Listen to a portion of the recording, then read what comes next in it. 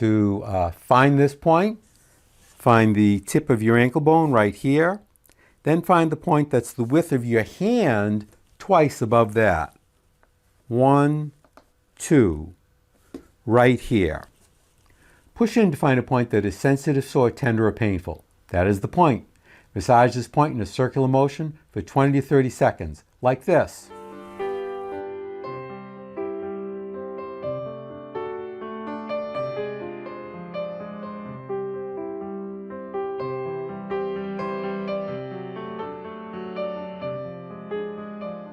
Or if you have a Tei Shin, you can pulse this point 25 times like this.